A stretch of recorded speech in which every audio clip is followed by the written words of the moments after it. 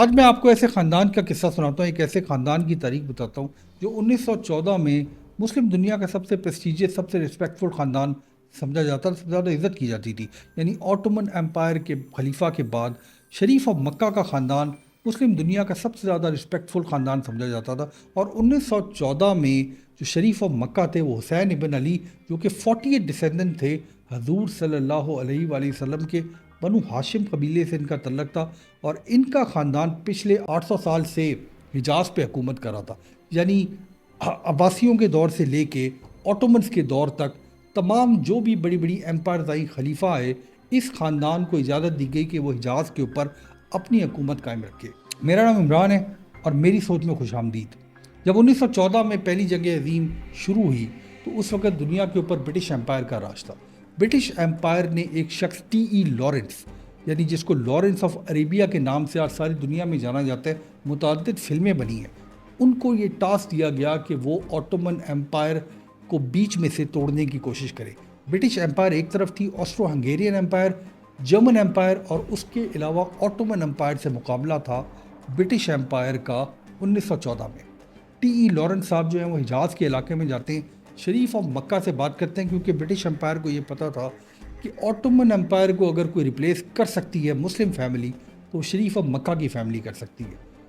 حسین ابن علی جو شریف آف مکہ تھے، ان کو بہت سارے پیسے دیے گئے، ان سے وعدہ کیا گیا کہ جب آٹومن امپائر ختم ہوگی تو ہم اس کو توڑ دیں گے، اور جو اس کو توڑنے کے نتیجے میں علاقہ بنے گا اس علاقے کے اوپر آپ کو یا آپ کی اولادوں کو حکومت دے دیں گے۔ آج کی ویڈیو ہم اس بارے میں بنائیں گے کہ وہ جو وعدہ تھا اس کو پورا کیسے کیا گیا، اور شریف آف مکہ کے جو بیٹے تھے یعنی حسین ابن علی کی جو اولادیں تھیں ان کے ساتھ ہوا کیا، ایونچولی کیا ان کو حکومتیں دی گئیں، اور اگر حکومتیں دی گئیں تو آج ہم تاریخ کے اندر کیا دیکھتے ہیں، کیا ایک خاندان یعنی شریف آف مکہ کے خاندان کے فیصلوں نے آج کی جو دنیا میں مڈل ایسٹ کا کانفلکٹ ہے اس پہ کتنا زیادہ اثر انداز ہوئی، اور کیا ان کے فیصلوں کے نتیجے جو ہیں مسلم دنیا آج تک بھگت رہی ہے کہ نہیں۔ تو پہلا جو بیٹا تھا شریف آف مکہ کا، ان کا نام تھا علی ابن حسین۔ ان کو جب پہلی جنگ عظیم ختم ہوئی اور آٹومن امپائر کو توڑ دیا گیا تو انہوں نے اپنے آپ کو 1924 اکتوبر میں بادشاہ ڈکلیئر کر دیا حجاز کا، مگر ان کی حکومت صرف 1 سال قائم رہی، یعنی دسمبر 1925 میں ان کی حکومت کو ختم کر دیا گیا۔ اور وجہ یہ تھی کہ 1914 میں برٹش امپائر نہ صرف شریف آف مکہ کو سپورٹ کری تھی بلکہ اس علاقے کا یعنی کہ عرب کے علاقے کی ایک اور میجر فیملی یعنی السعود فیملی کو بھی برٹش امپائر سپورٹ کری تھی، اور دیکھنا یہ تھا برٹش امپائر نے کہ ان دونوں کے مقابلے میں جیتتا کون ہے، کون اوپر آتا ہے، تاکہ دونوں جو ہیں وہ ہمارے ہی پلیئر ہوں۔ گیم جو بھی کھیلی جا رہی ہے مڈل ایسٹ میں، جو بھی گیم کھیلی جا رہی ہو، جو بھی اس میں جیتے گا ایونچولی جیت برٹش امپائر کی ہوگی۔ تو ایونچولی کنگ عبد العزیز بن سعود نے 1932 میں حجاز سے شریف آف مکہ کی فیملی کو مار بھگایا اور سعودی عرب کے ملک کا قیام عمل میں لایا گیا، اور اس طرح جو پہلا بیٹا تھا حسین ابن علی کا یعنی علی ابن حسین، اس کی جو ڈائنیسٹی تھی، جو اس کی خواہشات تھیں، جو بٹریل انہوں نے کیا تھا آٹومن امپائر کا، ان کا قصہ تمام ہو گیا۔ شریف حسین کے دوسرے بیٹے عبداللہ ابن حسین کو جارڈن کا ملک دے دیا گیا، یعنی وہ پہلے بادشاہ تھے جارڈن کے۔ عبداللہ نے اپنے آپ کو بادشاہ ڈکلیئر کرنے کے بعد ہاشمائٹ کنگڈم آف جارڈن کا قیام ہوا۔ یہ جو جارڈن کا علاقہ ہے، جو جارڈن کا ملک ہے، یہ ٹرانس جارڈن کے ایریا کو کاٹ کے بنایا گیا، یعنی سیریا، لیبنن اور جارڈن کا علاقہ جو ہے اس کو کاٹ کے ایک نیا ملک بنایا گیا۔ لٹرلی نقشے کے اوپر 4 لائنیں کھینچی گئیں اور کہا یہ گیا شریف حسین کو کہ اس ملک کا، اس علاقے کا نام جارڈن ہے، اور آج سے جو آپ کا بیٹا عبداللہ ہے وہ اس ملک کا بادشاہ ہے۔ انٹرسٹنگلی انف آج بھی یعنی 2025 میں بھی یہ جو اولاد ہے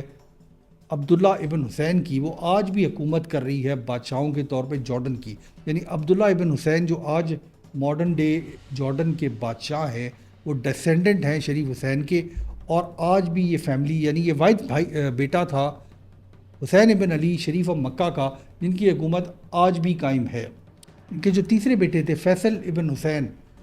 ان کو عراق کا علاقہ دے دیا گیا۔ عراق کے پہلے بادشاہ نے فیصل 1 کے نام سے انہوں نے اپنی حکومت قائم کی، عراق کے بادشاہ اپنے آپ کو ڈکلیئر کر دیا۔ عراق بھی دنیا کے نقشے پہ 1914 سے پہلے کوئی ملک نہیں تھا۔ آٹومن امپائر کے ختم ہونے کے بعد عراق کے علاقے کو ایک ملک بنا دیا گیا، اور فیصل ابن حسین کو اس کا بادشاہ بنا دیا گیا۔ فیصل ابن حسین کی وفات کے بعد کچھ ہی عرصے کے بعد یعنی 1958 میں عراقی آرمی جو ہے اس نے ریوولٹ کیا اور انہوں نے شریف حسین کی تمام فیملی کو قتل کر دیا۔ اس میں زید جو ان کا چوتھا بیٹا تھا وہ بھی شامل تھا، اور شریف حسین نے جو بغاوت کی آٹومن ایمپائر کے خلاف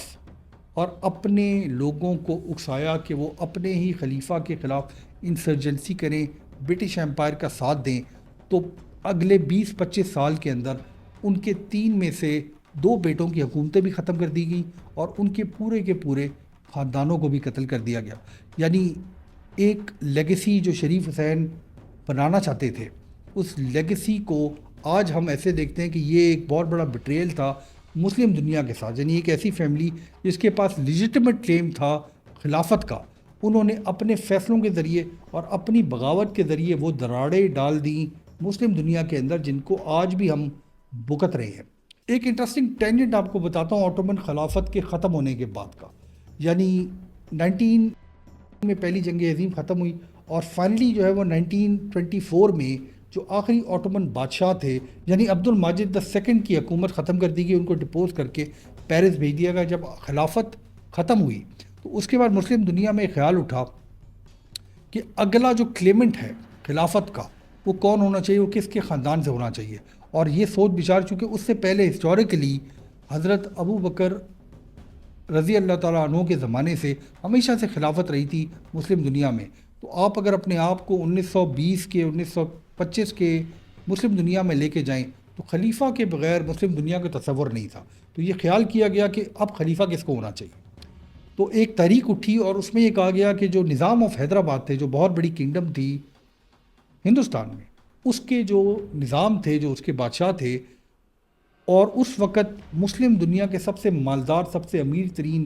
ریاست تھی حیدرآباد کی ریاست، ان کا جو بیٹا تھا بڑا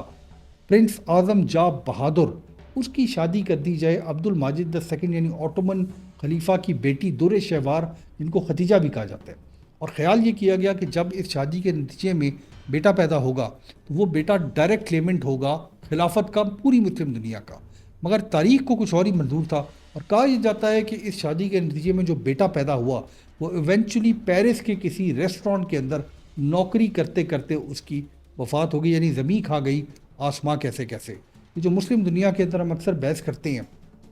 کہ ویسٹرن پاور یعنی امریکہ کی پاور، برٹش ایمپائر، ان لوگوں نے مسلم دنیا کو تباہ کر دیا، یہ بات شاید پوری طرح ٹھیک نہیں، کیونکہ اگر ہم تاریخ کو غور سے پڑھیں اور پہلی جنگ عظیم کے محرکات دیکھیں تو ہمیں یہ سمجھ آتا ہے کہ اسرائیل کی کریشن میں، مڈل ایسٹ کے کانفلکٹ میں، اور یہ جو بہت سارے ملک بن گئے مڈل ایسٹ کے اندر، اس کے اندر بہت بڑا ہاتھ ان فیملیز کا تھا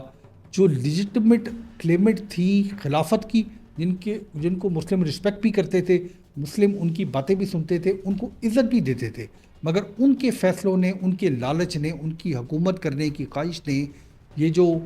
ڈویژن پیدا کی مسلم دنیا کے اندر، اس کا فائدہ باہر کی طاقتوں نے اٹھایا۔ یہ بات بہت حد تک ٹھیک ہے کہ آٹومن امپائر کو سک مین آف یورپ کہا جاتا تھا، کمزور ہو گئی تھی، مگر کمزوری جو ہے وہ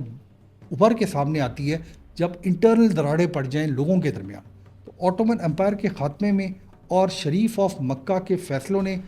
یہ جو مڈل ایسٹ کا آج ہم لینڈسکیپ دیکھتے ہیں اس پہ بہت زیادہ اثر انداز ہوئے، اور آج جو ہم کانفلکٹ دیکھتے ہیں کہ ایک زمانے میں جو مسلم امپائر جو تھی وہ دنیا کی سب سے طاقتور، سب سے زیادہ ڈیولپڈ امپائر تھی، آج جو ہے جو مسلم ملک ہے، جو نیشن سٹیٹس ہیں، وہ آج انہی لوگوں کی غلام ہیں جو ویسٹ سے آ کے جنہوں نے ہمارے بیچ میں دراڑیں بھی ڈالیں اور ہمارے ملکوں کے اوپر قبضے بھی کر لیے۔ بہت شکریہ۔